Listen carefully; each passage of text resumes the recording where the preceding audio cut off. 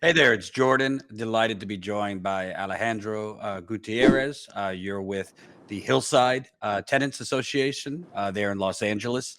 And boy, have you been fighting quite the landlord over the last few years Yeah, with increases nearly 300%. This landlord has been attempting to do. And through organizing, you and members of the tenants union have scored a victory in stopping evictions and mass displacement. Can you first talk about where is this complex in Los Angeles? What kind of people live in the complex? And when did the landlord start jacking up the rent at, I mean, you're talking yeah. So, 300%. so we are in Chinatown, Los Angeles, Chinatown, very close to the Civic Center here. The very close to the City Hall, um, and we started this fight 3 years and a half ago because Local toll road this agency. building was under a covenant that expired after 30 years. And as we understand, we didn't know about this covenant and that it was about to expire until we got the notices from the landlord that he didn't want to continue with it because he had the chance to renew it and he didn't want to. He wanted to go to market rate, and that's why we started this fight because like in my case, the rent was gonna go up to 200%, close to 200%. I was paying at that time close to $1,200 a month, and the increase he wanted it is 2,450, Wow. which he increased it last year on the pandemic in February last year, and now we got another rent increase this month. Now he wants me to pay 2,660. So And these increases, has the landlord added to the property, done renovations, done anything really to improve the complex that he's jacking up the rent so much? well, I know he's been doing some renovation on some units, but not mine. Since I've been here for 26 years, living here, and I haven't got any renovation. Only like the typical things like fixing a leak or fixing some stuff that like he really need to do. Mhm. So, but other than that, I don't have any renovations on my apartment. And you Eh, went from 1,200 a month to he wanted 2,600. 2450, Wow. 2450, and now 2660 Wow. starting this month. And that's for two A two bedroom, one bedroom bedroom. apartments, Wow. yes. And let me ask you, what do you do and other tenants that are seeing their rents increase so much? What kind of work do people do in this unit? I'm not sure about other people, but we basically work for the minimum salary here. I know people working in construction. I know people working doing housekeeping. Uh, so it's not that we are professionals that we can make hundreds thousand a year. So yeah, Mhm. we are mostly hard working class people here. And talk about the LA City Council, because the LA City Council had moved forward with plans to try and basically buy this land. Yes, Uh, so how did that happen? Because in my experience, in big cities, most of these politicians take money from these real estate developers and don't do a whole lot for you. So exactly. what did you and the tenants union do to convince the city council basically to buy this property? Well, we had to first. I think the one of the key steps that we did was to go on media to everybody to know what's going on here, what the landlord wanted to do here. So we started to calling the attention of the council member that It's Gil Cedillo, who is in this district, and at the beginning he tried to negotiate with the landlord to extend the covenant for 10 years, but apparently he's not interested. The landlord is not interested on it.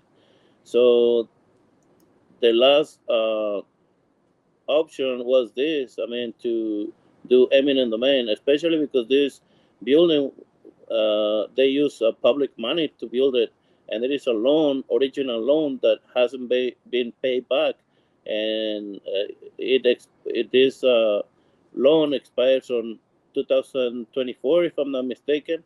So there are reasons why they could do this. I mean, they could do eminent domain because, like I said, they build it with public money. They built Hillside Villa with public money. So we wanted to stay the same way. I mean, to be affordable, and that's how we started pushing and protesting. We had to go to their homes. We had to go to their offices. We had to go to their events. We have to chase them until we got their attention. Right. And can you kind of talk about that? Because a lot of folks right now are kind of frustrated with the electoral process. They feel like Democrats aren't doing enough, Republicans certainly aren't doing enough, and are taking matters into their own hand. So, did you protest at City Hall? You said went to their homes. What kind of organizing did you do to convince the city council to act on this? We had to call, or we have to get allies. People who are fighting for the same. That they are renters. Like more than half of the people living here in Los Angeles, we are renters, and we all are facing the same problems all over LA. Rent increases, very exaggerated.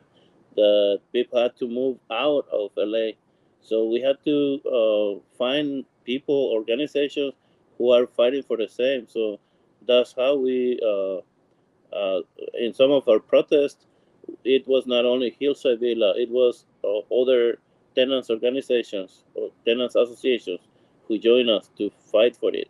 So basically, this Hillside Villa fight is not only for us, it's for all the city. And as I understand, it's countrywide now, so a lot of people all over the country are facing the same thing.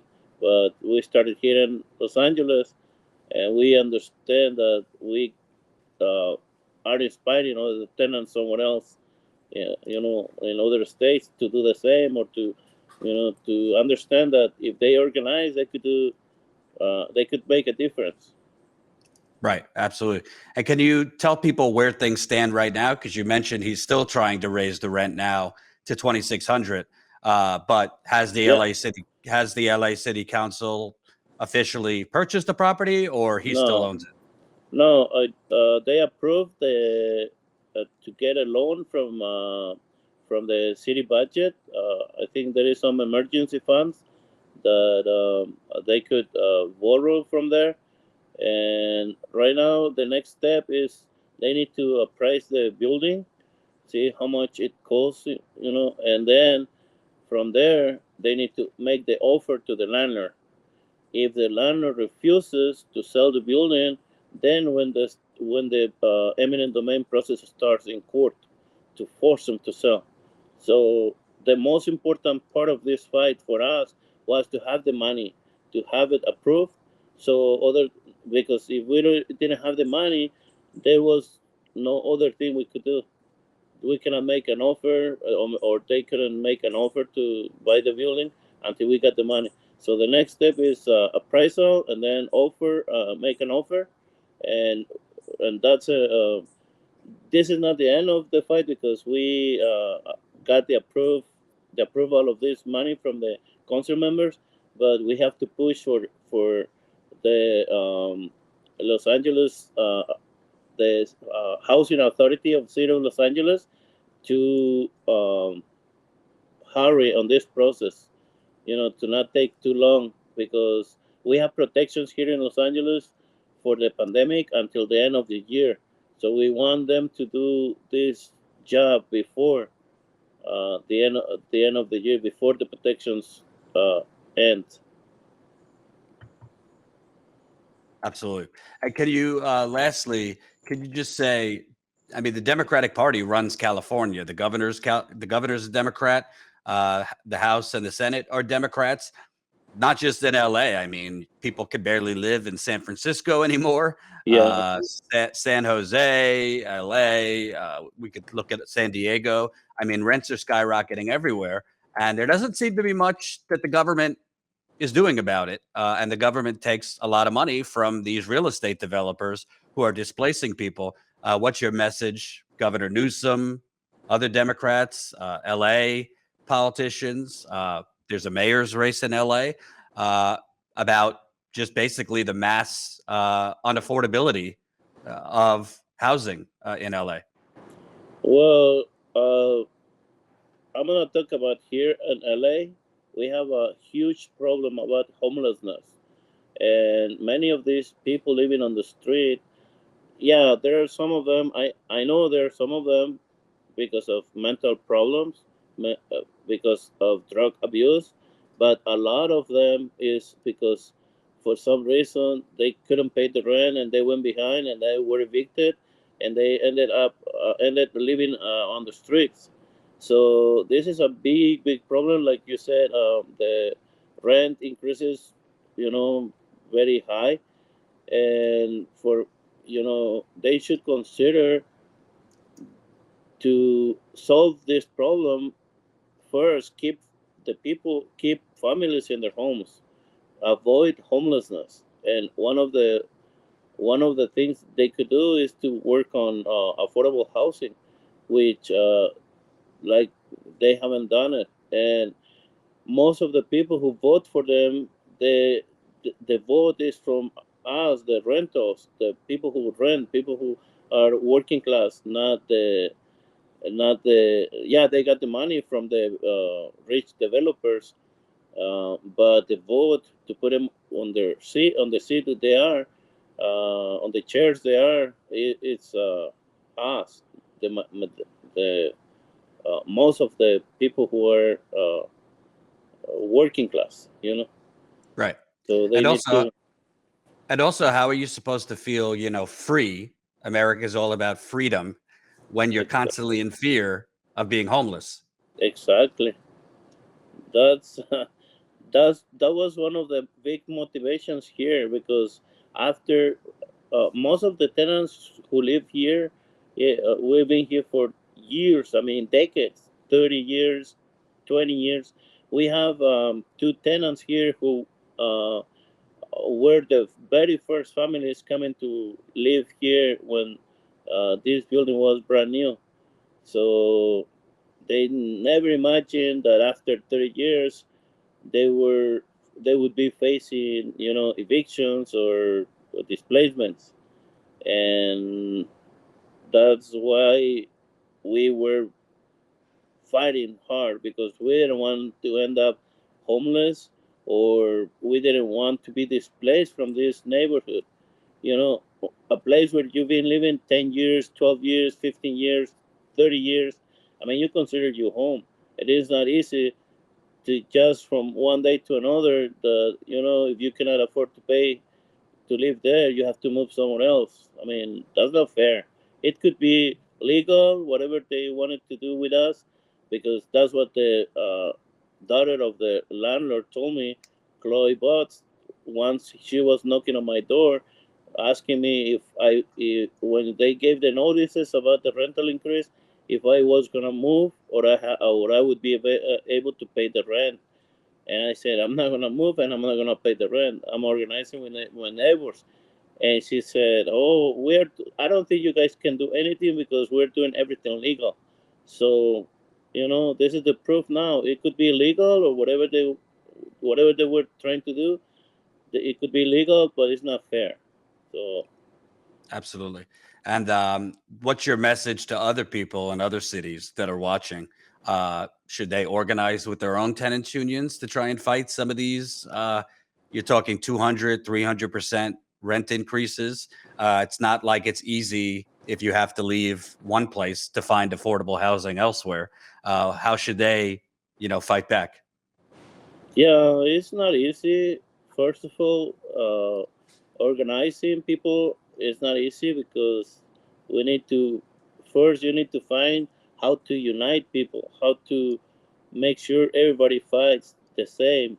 Everybody fights, everybody wants to do it, and then to be patient because it takes a long time. To be where we are at today, it took us 3 years and a half. Meetings every tenant meetings every Thursday, every week a meeting. Uh, so I think over if we go back in history,